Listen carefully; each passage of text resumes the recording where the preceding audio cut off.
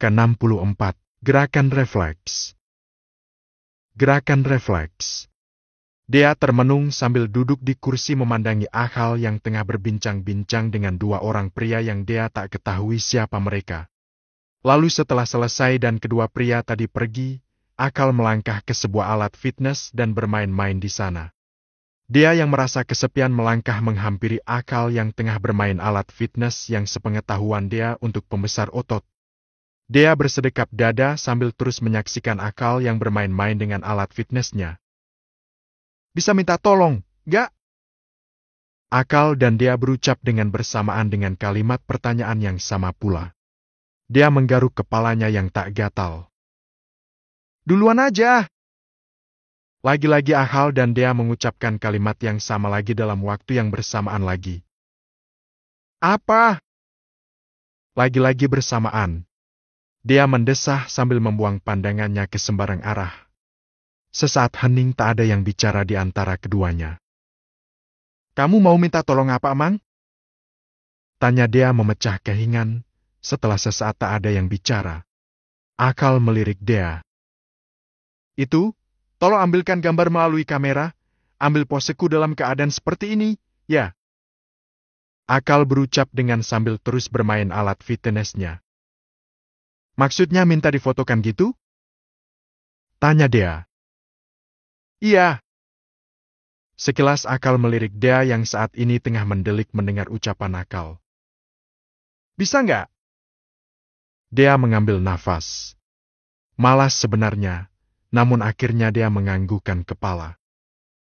Di mana HP-mu? Tanya Dea saat akan membalikan badan. Itu, ada di tas. Akal menunjuk tasnya melalui isyarat dagunya. Agak dengan terpaksa, Dea melangkah mengambil HP Akal dari dalam tasnya. Sesaat timbul di pikiran Dea untuk mencari-cari informasi melalui HP Akal. Mumpung ada kesempatan bagi Dea untuk mengotak-atik HP Akal. Kapan lagi coba bisa mengecek HP Akal kalau bukan kali ini? Harus pintar-pintar untuk mengambil kesempatan dalam kesempitan. Dea tersenyum dengan pikirannya sendiri. Dea melirik ke arah Akal yang masih fokus dengan kegiatannya. Saat dengan semangat untuk membuka HP Akal, Dea mendesah kecewa. Ternyata HP Akal dikunci. HP-mu dikunci. Gak bisa dibuka. Dea melangkah kembali mendekati Akal dan menyodorkan HP-nya. Buka aja, PIN-nya ke 9999.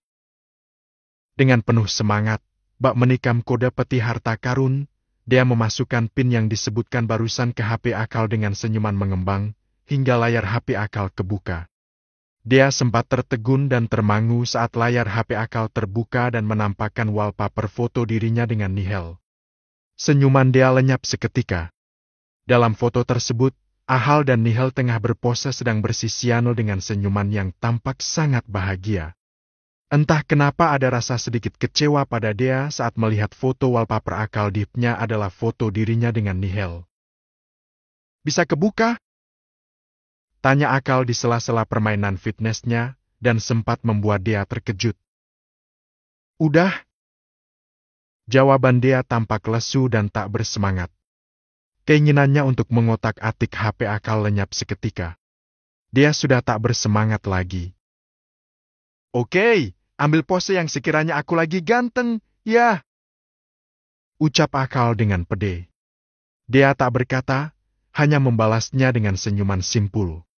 Saat mengambil beberapa pose Akal, entah kenapa ada rasa terkagum-kagum sendiri pada gambar yang berhasil Dea tangkap melalui kamera HP Akal oleh dirinya. Apalagi foto Akal yang sangat tampak serius namun tersenyum dengan butiran-butiran keringat di sekitar wajahnya. Semakin menambah pesona tersendiri pada diri Akal. Yang aslinya memang tampan kini semakin tampan lagi. Setelah mengumpulkan keberanian dan keadaan aman dari pantauan Akal. Jari jempol Dea berpindah mengklik aplikasi Akal untuk melanjutkan pencariannya tadi. Dea ingin lebih jauh lagi mengetahui tentang Akal. Namun lagi-lagi Dea harus menghembuskan nafas kecewa. Saat lagi-lagi ia menemukan profil kontak yang bernama Nihil di sana memakai foto Akal. Meskipun cuma foto Akal sendirian di sana, namun tetap saja dia merasa kecewa. Itu artinya Nihal dan Akal masih punya rasa yang istimewa meskipun Akal sendiri sudah menikah dengan wanita lain yaitu dirinya. Dia benci rasa kecewa itu.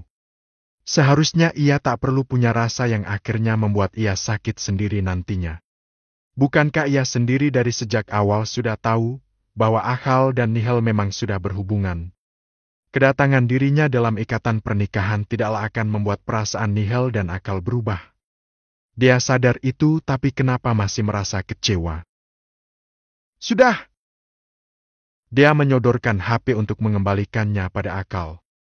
Untuk mencari tahu tentang kepribadian Akal dan apa yang selama ini ia berusaha sembunyikan dari keluarganya sendiri dia urungkan. Setelah menemukan semua jejak Nihal yang masih teristimewa di kehidupan Akal, entah kenapa tiba-tiba membuat surut semangat dia untuk melanjutkan pencariannya di HP Akal. Bukan jejak tentang kehidupan Akal yang dia temukan, namun rasa Akal untuk Nihal dan hubungan mereka yang dia temukan.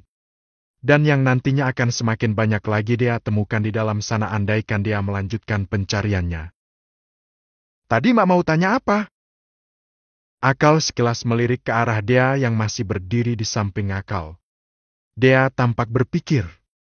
Antara mau menanyakan pada Akal atau tidak tentang kekepuannya pada sisi lain kehidupan Akal. Yang bikin dia selama hidup dengan Akal menanggung rasa penasaran. Gak jadi. Jawab dia setelah dirasa takkan dijawab oleh Akal. Dia yakin Akal takkan pernah mau menjawabnya. Oh ya, kalau kamu masih lama, aku duluan aja pulangnya, ya? Ucap dia pada Akal yang masih sibuk dengan alat gymnya.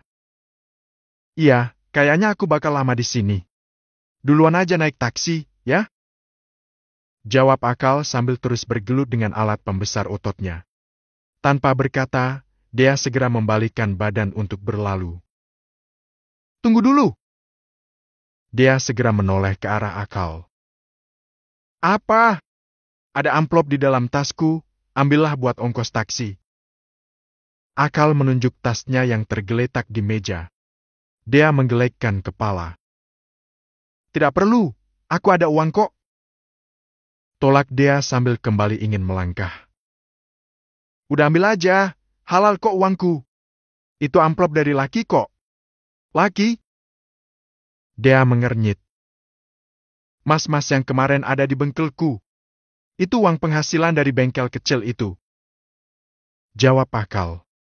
Dia hanya mangut-mangut tanda paham. Jadi ambil aja, jangan sungkan.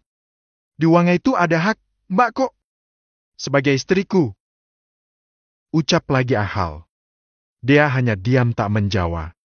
Setelah itu ia kembali membalikkan badannya hendak pergi. Tunggu dulu! Cegah Akal. Kembali menghentikan dia yang ingin melangkah.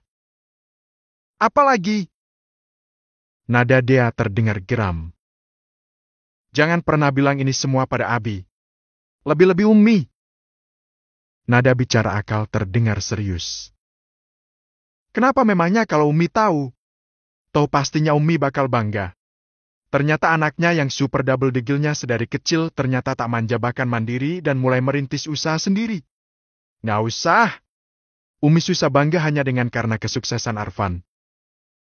Tanggap Akal serius. Dia bergeming dengan suatu pikiran dalam otaknya. Hanya penasaran dengan jalan pikiran Akal yang sebenarnya. Kamu sampai segitunya, ya?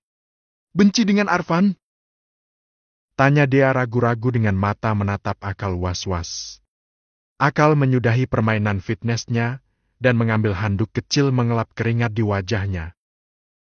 Kamu gak tahu aja seberapa aku memendam kemarahanku karena dia dulu. Akal menyimpan handuknya kembali dan duduk di kursi plastik yang ada di dekatnya. Kenapa memang dia dulu? Kesalahan apa yang pernah dia perbuat sama kamu? Tanya dia menatap Akal serius. Masalah apa hingga sampai dewasa ini kalian takur? Aku pernah dianggap mencuri oleh orang tuaku sendiri sewaktu masih kecil. Tepatnya saat itu aku baru saja dikeluarkan dari pesantren karena tuduhan mencuri juga. Waktu itu Umi kehilangan uang dengan jumlah yang banyak. Atas kesaksian Arfan yang kala itu memang memergokiku tengah berada di kamar Umi. Jadi semua orang menuduhku yang mencurinya. Akal bercerita dengan pandangan menatap lantai. Ada raut yang berbeda di raut akal. Dia bisa melihat itu. Dia terdiam. Tak tahu harus menanggapi apa dari cerita Ahal. Kamu sudah pasti tahu apa yang akan dilakukan Umi atas kesaksian Arfan. Meskipun Arfan tak mengatakan aku yang mencurinya, hanya bilang Arfan memergokiku di hari yang sama saat Umi kehilangan uangnya. Mereka tahu, Umi pernah mengusirku dari rumah kalau saja Abi tak menghalanginya. Abi malah membawaku ke pesantren lainnya dan kembali memondokkanku. Akal tersenyum sinis. Menghela nafas panjang sebelum melanjutkan ceritanya kembali. Meskipun dia tak berkata apapun, namun dia terhanyut dalam cerita Akal, dan dia terbawa perasaan.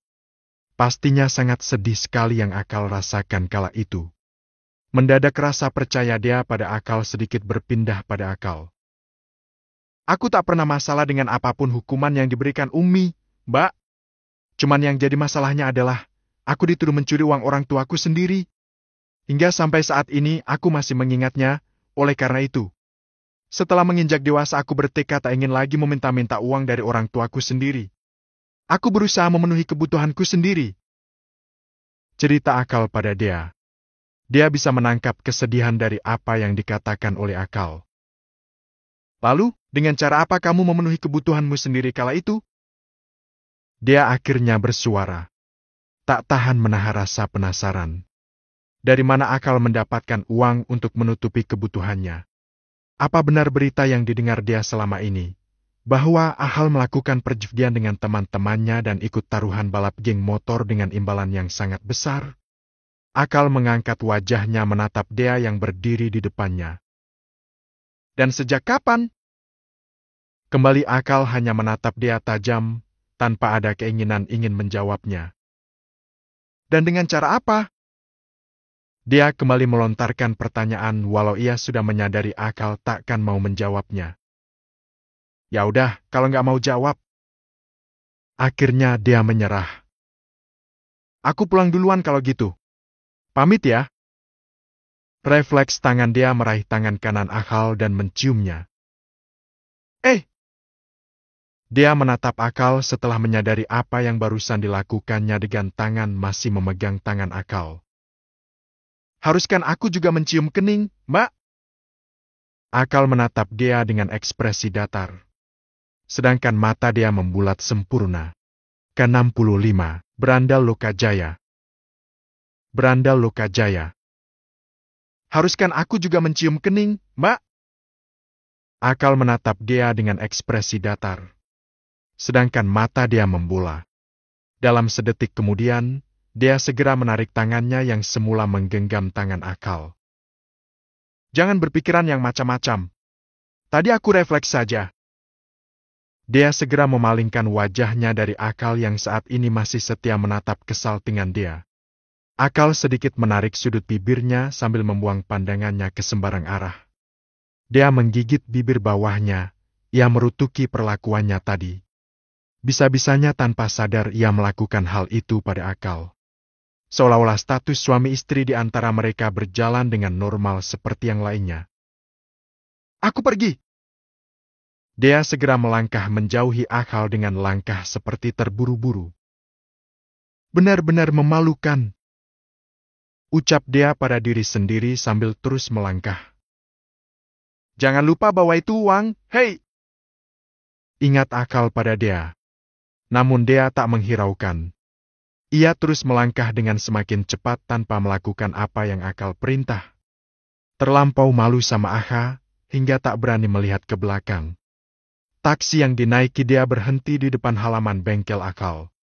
Dia sudah merencanakan ini dari sebelumnya saat ia tak bisa mencari sesuatu di HP Akal. Jadi dia memutuskan untuk mencari informasi dari orang-orang yang dekat dengan Akal. Pastinya orang yang menjadi murid dari Akal yang kala itu lihat di musola, salah satunya adalah laki. Setelah turun dari taksi, dia melangkahkan kakinya menuju bangunan bengkel yang ada di depan rumah panjang Akal. Assalamualaikum. Dia mengucapkan salam setelah tiba di depan laki. Salah satu karyawan pria yang bekerja di bengkel Akal.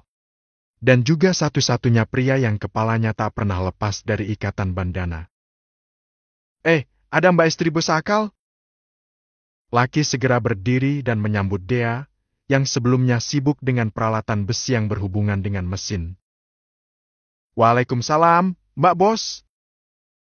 Ucap laki-laki sambil menghampiri Dea. Dea tersenyum saat Lucky berdiri di hadapannya dengan tangan belepotan dengan oli. Tapi, Gus Bos gak ada di sini, Mbak. Seharian ini belum ada kemari. Jelas laki yang mengira kedatangan Dea untuk mencari Akal. Bukan. Kok? Saya kesini bukan karena mencari bosmu. Aku tahu kalau dia tidak ada di sini. Ujar Dea, menjelaskan. Lucky mengernyit. Lah, terus kenapa Mbak kemari? Kalau bukan untuk mencari suami Mbak? Tanya laki. Dea tak segera menjawab. Masih ragu untuk mengatakan bahwa ia datang karena perlu dengan dirinya. Yaitu ingin mencari informasi tentang Ahal. Yang selama ini tak banyak diketahui orang-orang. Sekalipun itu keluarganya sendiri. Oh, Mbak diutus Gus Bos ya untuk kemari? Tebak laki saat melihat dia hanya diam saja. Tak menyampaikan tujuan kedatangannya. Gak bukan. Ucap dia segera. Aku kesini mau ketemu sama kamu. Lanjut Dea sambil tersenyum. Hah? Sama aku? Laki menunjuk dirinya sendiri. Untuk meyakinkan pendengarannya tidak keliru. Bahwa yang dikatakan Dea adalah benar adanya. Laki tolah-toleh, memastikan tidak ada orang lagi selain dirinya. Beneran Bada perlu sama aku? Laki meyakinkan. Iya, kamu. Dea ikut menunjuk diri laki untuk meyakinkan. Ciah, ada apa gerangan nih, Mbak? Kok tumben gitu? Laki tampak sauteng. Dea tersenyum mendengar ucapan laki. Bisa bicara sebentar? Tanya Dea. Wah, boleh banget, Mbak. Monggo tanya aja asal jangan tanya bab wudu yang seperti biasa Gus Bos lakukan pada kami. Laki terkekeh di kalimat terakhirnya. Nggak kok. Dea tersenyum. Aku cuma mau tanya tentang bos kamu. Laki mengernyit mendengar ucapan Dea. Tentang Gus Bos? Dea mengangguk. Aku yakin kamu orang yang paling tahu dan dekat dengan dia selama ini. Tanggap Dea. Meskipun belum tahu kemana arah pembicaraan dia, si istri dari bos plus sahabat kesayangannya tersebut. Laki menganggukkan kepala. Terima kasih. Kalau begitu, bisa kita duduk dulu untuk ngobrol? Ucap Dea dengan ramah. Lagi-lagi laki hanya bisa mengangguk pasrah. Sambil melangkah ke kursi dan duduk di sana. Jadi, Mbak mau tanya Gus Bos mengenai apanya? Tanya laki to the point saat dirinya dan Dea telah duduk di sebuah kursi yang ada di depan bengkel. Sedangkan karyawan yang lainnya ada di dalam, sedang bekerja. Saya mau tanya tentang masa lalu juga kebiasaan bos kamu, Ahal. Dea menyampaikan maksudnya.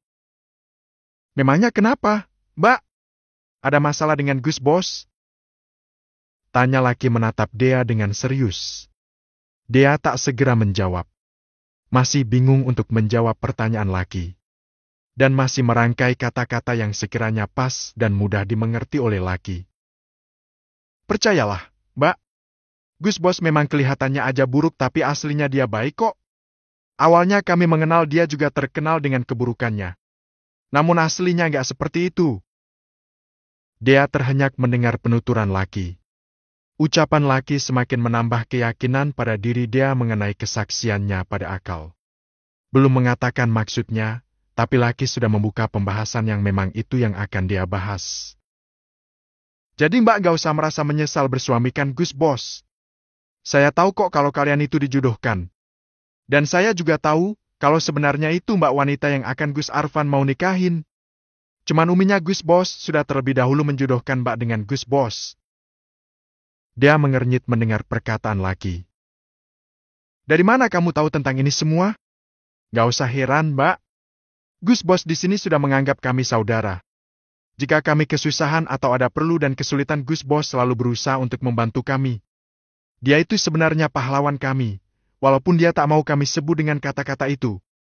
Saat kami tanya kenapa dia mau membantu kami, dia selalu menjawab, karena dia pernah merasakan kesulitan yang pernah kami alami juga. Papar laki. Kalau orang yang tak mengenal Gus Bos, pasti menilai dia buruk. Padahal kalau sudah menyelam ke dalam kehidupan Gus Bos, malah kebaikan Gus Bos mengalami kebaikan orang yang kebaikannya sudah kita temui sehari-harinya. Jelas lagi laki. Dia bergeming dengan terus menyemak tiap kata yang keluar dari mulut laki. Mbak jangan khawatir untuk bersuamikan Gus Bos. Dia memang nakal, Mbak. Dan selalu dibanding-bandingkan dengan saudaranya yang bernama Arfan. Entah itu orang tuanya sendiri ataupun masyarakat lainnya. Gus Arfan memang baik, Mbak, bahkan Ikhwan jempolan. Namun kalau menurut kami, Gus Bos Akal lebih baik lagi. Walaupun dia kadang caranya agak salah di mata orang-orang. Kenapa bisa begitu? Dia segera bertanya. Memang itu yang ingin dia cari.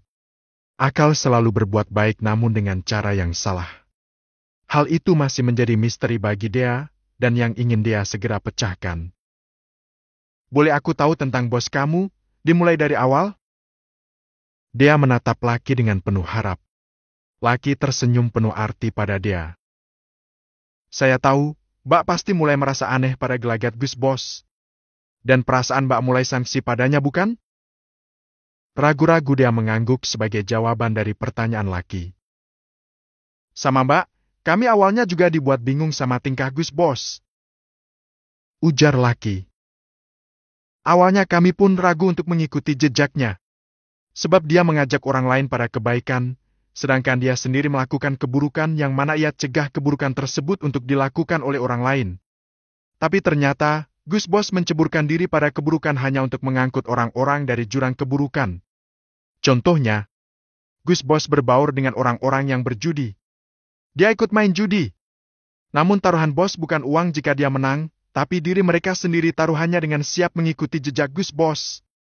Begitu salah satu trik Gus Bos menarik merak dari dasar jurang kelam menuju jalan terang benderang. Dia beristighfar dalam hati. Ternyata selama ini dirinya telah berdosa pada Akal. Dengan menuduhnya sebagai orang buruk, padahal tanpa ia sadari, dirinya lah yang buruk dengan menuduh orang sebaik Akal dengan menuduhnya sebagai pria buruk. Tapi hanya orang yang mengerti Gus Bos yang bisa mengetahui karakter Gus Bos. Dia itu selalu dikeluarkan dari pesantren memang kenakalannya, namun percayalah ada sebuah kebaikan dan perbuatan mulia di balik tuduhan-tuduhan yang Gus Bos alami, hingga mengakibatkan dia harus dikeluarkan dari pesantren secara tidak hormat. Apa itu? Dia memasang raut wajah penasaran. Hidup Akal benar-benar penuh kejutan bagi dia. Maaf, Mbak. Kalau itu sepertinya dijadikan privasi oleh Gus Bos. Jawab laki dengan tampang tak nyaman pada dia. Tapi aku penasaran. Dan sebagai istrinya aku ingin tahu apa saja yang terjadi pada diri suamiku di masa yang lalu. Dia memasang wajah memelas agar bisa membuat laki luluh dan mau menceritakan semuanya tentang Akal. Laki terdengar menghela nafas panjang. Tapi, Mbak, salah satunya saja, untuk yang lainnya aku nggak mkasa. Selah dia cepat. Baiklah, sebenarnya Gus Bos itu dulunya, tepatnya saat masih usia remaja antara sekolah SMP sampai SMA, dia mempunyai geng. Namanya geng Berandal Lokajaya. Anggotanya rata-rata bukan orang pesantren, kala itu hanya Gus Bos yang hidup terkurung di lingkungan pesantren. Misi dan visi mereka awalnya hanya untuk bersenang-senang dan mencari uang untuk biaya hidup mereka masing-masing. Terutama itu salah satu tujuan Gus Bos agar tak perlu meminta pada Abi dan Uminya. Geng mereka menjadi geng balap motor namun bukan sistem taruhan, melainkan sebuah bayaran. Oleh karena itu sering Gus Bos mendapat pelanggaran di pesantren-pesantren sebab sering keluar tanpa izin. Lalu, uang yang dikirimi oleh Abi dan Uminya kemana? Kalau Akal sudah bisa mencari uang sendiri untuk keperluannya? Tanya dia tampak bingung. Gus Bos masih menerimanya. Namun bukan untuk ia sendiri, kadang dibagikan kepada teman dan orang yang tak mampu dan kadang juga dijadikan infak dan lain-lainnya. Laki menghela nafas sebelum melanjutkan ceritanya. Geng berandal Lokajaya juga berbaur dengan geng tawuran pemabuk dan penjudi. Itu terjadi saat Gus Bos duduk di bangku SMA kelas ketiga. Jangan tanya, sudah berapa banyak kali Gus Bos melakukan pelanggaran di pesantren-pesantren demi menjalankan misi geng yang telah dibuat dengan teman geng yang rata-rata memang berstatus Gus, semua yang sifat dan perilakunya 11-12 dengan Gus Bos. Mereka sepemikiran dengan Gus Bos. Punya visi dan misi yang sama. Geng berandal Lokajaya mengubah misinya menjadi ikatan santri liar bangkit untuk tobat. Dan itu mereka jadikan sebuah tantangan. Saat dihukum karena banyak melanggar aturan pesantren, ketahuilah bahwa Gus Bos selalu bersedia. Bahkan kadang para pengurus sampai tak ingin menghukum Gus Bos. Dengan alasan, Gus Bos melanggar tapi otaknya pintar. Terbukti Gus Bos melangkahi 3 kelas dalam 1 tahun dengan syarat menghafal beberapa kitab hadits dalam ukuran waktu yang sudah ditentukan. Dia masih setia mendengarkan cerita laki mengenai Akal. Dadanya bergemuruh. Kebencian pada Akal berubah menjadi kekaguman. Mentok Gus Bos melakukan pelanggarannya itu, bertengkar dengan salah satu putra kiai, pengasuh pesantren di Manakala itu Gus nyantri nyambi kuliah. Gara-gara apa? Pertanyaan itu begitu saja keluar dari mulut dia. Gara-gara Nihel. Mendengar nama Nihel disebut, entah kenapa raut wajah dia tampak lesu. Maaf, Mbak. Nggak apa-apa, lanjutkan saja ceritanya. Dia mengukir senyum di bibirnya, berusaha melebur perasaannya sendiri. Kenapa dengan Nihel memang? Tidak ada apa-apa dengan Nihel, yang patut ditanyakan kenapa dengan Mbak. Dia tersentak saat tiba-tiba mendengar suara Akal. Dia segera mendongakkan wajahnya menatap Ahal yang tiba-tiba sudah berdiri di belakang dia. Wajah dia seketika berubah pucat saat melihat kedatangan Afal. Ketakutan dia seperti seseorang tengah kepergok mencuri. Akal melangkah mendekati dia dengan tatapan dingin. Kenapa harus seperti ini? Akal menatap lekat wajah dia yang tampak ketakutan sebab diam-diam mencari tahu tentangnya. Ke-66, Gus Ahal. Gus Afal. Tak, kamu ngapain di sini? Dia menatap Akal serius. Akal mengernyit dengan pertanyaan dia. Seharusnya aku yang tanya begitu, Mbak kenapa ada di sini? Bukannya tadi katanya mau pulang? Akal menatap dia penuh selidik. Dia mengelus dada sambil menghembuskan nafas lega saat mengetahui ternyata Akal tak mendengar apa yang dibahasnya oleh dirinya dan laki tadi. Tadi aku. Dia jadi bingung sendiri, harus menjawab apa pada Akal. Itu tadi aku. Apaan sih gak jelas banget, Mbak? Akal mengibaskan tangannya di depan wajah dia, lalu selanjutnya melangkah, berlalu dari hadapan dia pergi ke dalam rumah yang terletak di belakang bangunan bengkel. Lagi-lagi dia kembali menghembuskan nafas lega sambil mengelus-elus dadanya. Kiranya tadi akan dimarahi Akal karena diam-diam telah mencari jati diri Akal yang sesungguhnya. Mbak kenapa? Laki menatap dia dengan tatapan memicing. Gak apa-apa. Dia nyengir. Oh ya, kamu jangan bilangnya sama bos kamu kalau aku ada nanya sesuatu ke kamu tentang dua. Ucap dia mengingatkan laki. Kenapa memang, Mbak? Tanya laki yang tak mengerti. Sudah, intinya jangan ada bilang apa-apa. Ucap dia. Kalau Gus Bos nanya gimana, Mbak? Gak bakalan. Intinya kamu jangan laporan, oke? Selain laporan keuangan hasil dari keuangan. Walaupun tak menegeti apa alasan dia, laki tetap saja mengangguk setuju. Mbak kenapa belum pulang? Akal bertanya pada dia yang saat ini ada di belakang. Akal mengikuti langkahnya masuk ke dalam rumah yang terletak di belakang bangunan bengkel. Dia seketika menghentikan langkahnya saat mendengar pertanyaan Akal. Mendadak dia bingung mau dijawab apa itu pertanyaan. Kenapa diam? Akal menatap dia yang termangu. Itu apaan? Sela Akal nampak geram. Itu, sepertinya ada yang ketinggalan barangku di sini saat kemarin aku menginap di sini. Dea bernafas lega. Akhirnya ia bisa mencari alasan untuk menghindari jawaban dari pertanyaan Aval. Akal terdiam dengan mata menatap Dea dengan fokus. Dea yang gugup segera mengalihkan pandangannya ke sembarang arah saat menerima tatapan intens dari Akal. Entah masuk akal jawaban alasan Dea, dan percaya atau tidak Akal, Dea tidak tahu itu. Yang penting Dea merasa lolos dari pertanyaan maut Akal.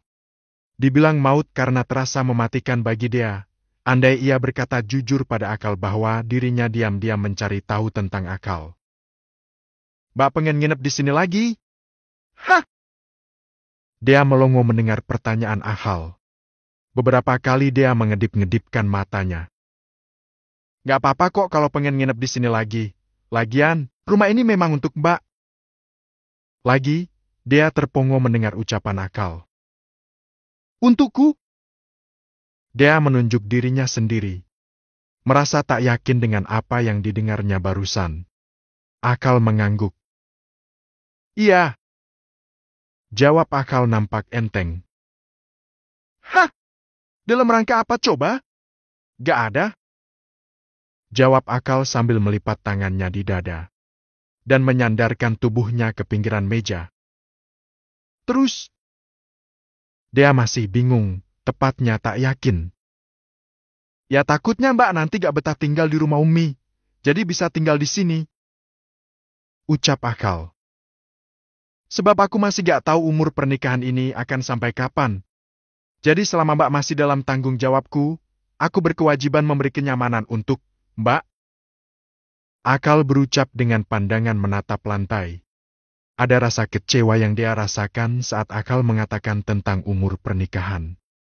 Dari ini dia paham bahwa Akal masih tak menerima pernikahannya, seperti halnya dia sudah menerima pernikahan terpaksa ini, bahkan sudah menerima Akal untuk menjadi imamnya. Imam untuk segalanya. Sebab dia sudah tidak meragukan lagi akan kedewasaan dan ilmu Akal untuk membimbing sebuah bangunan keluarga. Namun walaupun begitu, Dea tersenyum. Ia merasa senang atas perlakuan Akal. Meski hanya sebatas tanggung jawab, bukan karena Akal ada rasa, tapi itu sudah cukup untuk Dea dengan dihargainya sebagai istri. Dea membenarkan perkataan Pak Arga, kakeknya, bahwa dewasa itu bukan dari faktor umur, namun faktor pikiran. Terbukti dengan Akal yang di umurnya yang bisa dibilang pada seumuran Akal umumnya masih labil, tapi kini ia sudah melangkahi umur seseorang yang masih di atasnya. Tanggung jawab Akal sudah tak diragukan lagi. Akal melirik arlojinya. "Sudah hampir sore, bentar lagi maghrib. Kalau Mbak ingin pulang silahkan, kayaknya aku malam ini nginep di sini." Ucap Akal. Dea tak langsung menjawab, masih tampak berpikir, namun selanjutnya ia menggelengkan kepalanya. "Aku juga mau ikut nginep aja kayaknya." Ucap Dea sambil menggigit bibir bagian bawahnya. "Terserah." Tanggap Akal sambil melangkah melewati Dea. "Mau kemana?" Dea sedikit memiringkan badannya untuk bisa melihat Akal yang melangkah menuju pintu utama. "Mau ke musola sana." Akal menunjuk keluar, tepatnya musola yang ada di depan seberang jalan sana. "Mau sholat maghrib di sana?" Tanya Dea sambil ikut menunjuk. "Iya, mumpung ada di sini. Mbak sholat di sini saja." "Enggak, aku ikut aja." Akal mengernyit. "Kenapa? Apanya yang kenapa?" Akal balik bertanya. "Kenapa Mbak ikut-ikutan?" Ucap Akal. "Memangnya kenapa? Aku gak ikut-ikutan. Aku hanya mau pahala lebih dengan sholat berjamaah." Tegas Dea. "Bukankah sholatnya wanita lebih baik di rumah, di tempat yang tertutup?" Tanggap Akal. "Kalau gak salah, sih." Lanjutnya lagi. "Kalau begitu kamu sebagai seorang suami untukku, harus menjadi imam sholatku di sini." Dea mengangkat alisnya. "Kenapa begitu?" "Karena kami kaum wanita juga ingin memetik pahala yang lebih dengan sholat berjamaah, namun karena sholatnya wanita dianjurkan di tempat yang tertutup, jadinya kalian sebagai laki-laki harus mengerti." dengan cara menjadi imam bagi keluarganya. Masa iya kamu membangun jamaah dengan yang lain, sedangkan dengan keluargamu saja kamu lalai? Dia menaik turunkan alisnya menatap Akal. Bibir Akal berkedut, tampak menahan senyum. Pinter juga nih cewek Arfan kalau suruh mendebat. Cibir Akal. Hadiah gitu loh. Dia melangkah mendahului Akal. Sehabis sholat maghrib, dia duduk di teras mushola.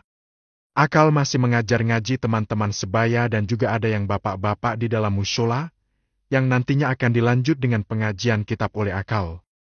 Meskipun dia berada di luar, namun mata dia fokus menatap Akal yang ada di dalam mushola.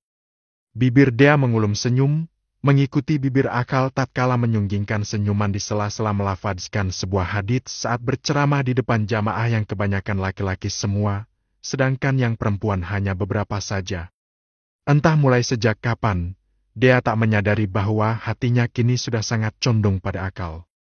Sedikit demi sedikit bisa menggeser nama Arfan dan menggantinya dengan Akal. Dia tersenyum kecut. Heran sendiri dengan perasaannya yang begitu mudah tergantikan oleh sosok seorang Akal. Seorang pria yang baru saja dikenalnya. Dan seorang pria yang umurnya masih di bawah umur dirinya. Keterangan dari laki sudah cukup untuk dia meyakinkan dirinya bahwa Akal tidaklah seperti yang kebanyakan orang pikirkan dan mereka katakan. Akal punya sisi baik tanpa banyak orang ketahui selama ini. Dan hanya orang-orang tertentu yang mengetahui itu. Baik istrinya Gus Fir, ya? Dia segera menyudahi aktivitasnya yang menterengin hafal. Kini tatapan dia beralih ke wanita yang tadi ikut sholat berjamaah dengan Akal. Wanita yang seumuran dengan nenek dia, yaitu Karin dan yang masih memakai mukena tersebut duduk di samping dia. Iya, Bu, saya istrinya Firdaus. Dia berucap sambil menyalami ibu tersebut dengan hormat takdim. Setelah kehadiran Fir di kampung ini, penduduk kampung yang awalnya sukar mengerjakan kewajiban bahkan nyaris mati dari ilmu agama setelah kehilangan seorang kiai yang menjadi panutan dulunya, kini kampung ini jadi kembali hidup dan berwarna setelah kehadiran Gus Fir. Mendengar cerita tersebut, dia menjadi tertarik untuk mendengarkan cerita selanjutnya dari ibu tua tersebut mengenai hal yang banyak tidak orang ketahui. Ibu sudah kenal jauh dengan Firdaus? Dia menatap ibu tua tersebut dengan lekat dan harapan agar ibu tua itu mau menceritakan pada dia apa yang dia tidak ketahui tentang Akal. Sudah hampir 3 tahun, selama ia berdakwah di sini bersama ketiga temannya yang lain. Jawab ibu tersebut. Berdakwah? Bak mungkin orang baru ya, yang mengenal Gus Fir ya? Dia mengangguk. Iya, Bu, saya masih 2 bulan menjadi istrinya, dan sebelumnya kami juga tidak saling mengenal. Terang dia sambil tersenyum. Semoga pernikahan kalian diberkahi. Amin. Lirih dia dengan semangat. Entah mengapa dia begitu antusias untuk mengaminkan doa dari ibu tua tersebut. Dan entah kenapa dia merasa ingin melanjutkan pernikahan yang mulanya tak diinginkan tersebut. Percayalah, kau beruntung menjadi istri dari Gus Fir.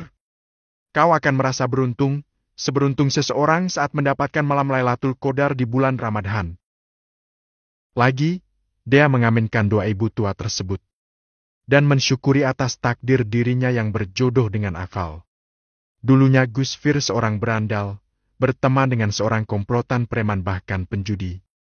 Semua rata-rata teman Gus Fir adalah berandalan, hingga Gus Fir pun ikut dicap seperti mereka, seperti orang yang didekati dan dijadikan teman oleh Gus Fir. Seperti pepatah mengatakan, jika kita berteman dengan penjual ikan makan kita akan tertular bau amisnya. Dan jika kita berteman dengan penjual parfum, maka kita akan tertular wanginya. Itulah yang dialami oleh Gus Fir. Cerita ibu terdebut. Oleh sebab itulah Gus Fir dituduh berbuat seperti mereka hingga dikeluarkan dari pesantren. Padahal tujuan Gus Fir yang sebenarnya bukanlah itu. Imbuh ibu tersebut. Dia termangu mendengar cerita itu. Jadi itu yang menjadi penyebab Akal dikeluarkan dari pesantren-pesantren. Tapi ternyata semua tak seperti apa yang dilihat. Buktinya Gus Fir mendekati mereka dan menjadikan mereka teman adalah untuk membuat mereka mempelajari ilmu agama, dengan perlahan Gus Fir membawa mereka menjadi seperti dirinya, dengan cara memberi pengajaran. Ya, seperti saat ini. Dia mengusap sudut matanya yang berair. Dia terharu akan kisah Akal di balik keburukannya. Jadi benar apa yang dikatakan oleh kakeknya Arga, yang selalu percaya bahwa Akal adalah orang yang baik. Pak Arga salah satunya orang yang menyangkal akan keburukan Akal. Salah satu dari mereka adalah cucu saya sendiri, yaitu Laki. Matanya Dea membola. Jadi, Laki cucu ibu? Dia terperangah, tampak tak terkejut. Nenek Laki tersenyum. Ya, dulunya Laki seorang preman yang suka merampok demi mencari uang, tapi dia berubah setelah bertemu dengan Gus Fir dan mengangkatnya jadi saudara dan memberinya pekerjaan. Setelah mendengar semua cerita Laki dan ibunya, kali ini dia tak bisa meragukan lagi. Ingin rasanya dia segera pulang dan bertemu dengan Helwa. Sebab karena Helwa, dia bisa menikah dengan putranya yang luar biasa memiliki suami seistimewa Akal. Dia menoleh, menatap Akal yang ada di dalam sana. Lagi-lagi bibirnya melengkung, mengukir senyum melihat Akal yang tengah berceramah memberi pengertian tentang agama. "Mbak masih di sini?" Tanya Akal saat keluar dari mushola dan mendapati dia tengah duduk di anak tangga mushola. "Ya, seperti yang kamu lihat, aku masih di sini," jawab dia sambil berdiri. Sedangkan Akal meraih sandalnya dan dipasangnya di kaki. "Ya, maksudku kenapa belum pulang?" Akal mulai melangkah. Tangannya mengambil kopiah yang bertengger di kepalanya, lalu melipat dan menyimpannya di saku celana. "Kenapa dilepas kopiahnya?" tanya dia, seperti keberatan. "Memang kenapa?" Akal melirik dia yang berjalan bersisian di sampingnya.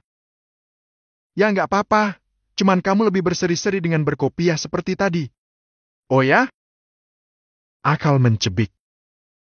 "Iya," jawab dia sambil terus berjalan di samping Akal. "Gak usah muji," ucap Akal. "Kenapa? Mbak tahu mana dari kata Alhamdulillah? Segala puji bagi Allah," jawab dia. "Nah, itu dia Mbak tahu kalau segala puji hanya milik Allah, kita gak kebagian." Akal berucap tanpa melihat dia.